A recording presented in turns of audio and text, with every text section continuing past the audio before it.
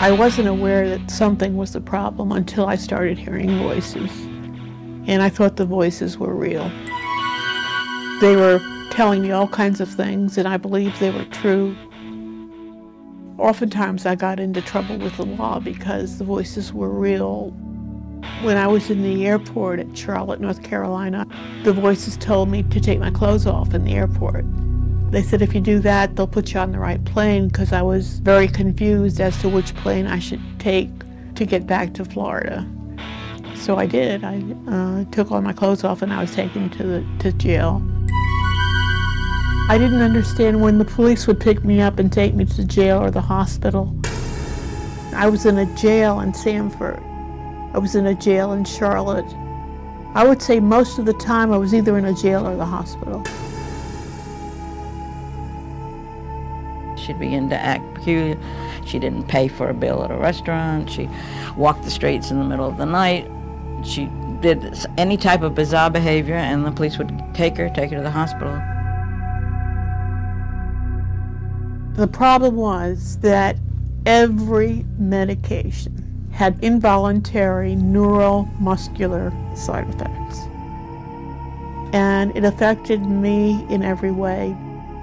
It was difficult to sit down and have a conversation with a friend.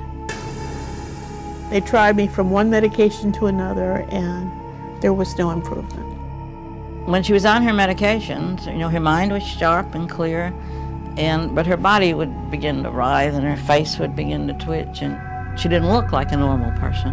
So it was back and forth. It was a choice, either a good mind or a good body, and that seemed to be the choice she had. When Angela first heard about Clozaril, she became determined to be one of the first people in the country to benefit from that.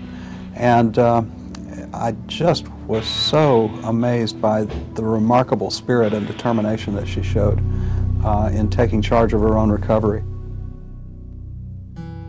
I just feel very fortunate that I was able to get the Clozaril because my life improved 100%. I take dance classes, or I teach dance, or I'm involved in music, or I can just do a lot more now than I was ever able to do psychologically or physically. She began being the old Angela, the Angela who was a dancer, a singer, a vivacious person. Like most mental health centers today, we believe very strongly in recovery, and I am very proud of the fact that Angela was the first person with mental illness that this organization hired as an employee. Every other week I talk to new employees of that corporation. I tell them my story, the hospitalizations, the jails, and everything. They let me know that I'm getting through to them, and they understand better what somebody with mental illness goes through. And she has been an extremely valuable employee because of the example that she can provide to other people who are in the early stages of recovery who may believe that they have no hope. And Angela is the embodiment of hope. I have to thank Novartis for making the difference to me, a life and death difference. I would not be able to afford the Clozaril without the patient assistance program.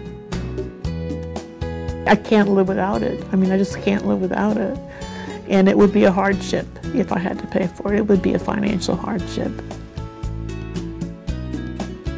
Thank you. You've made a big, big difference.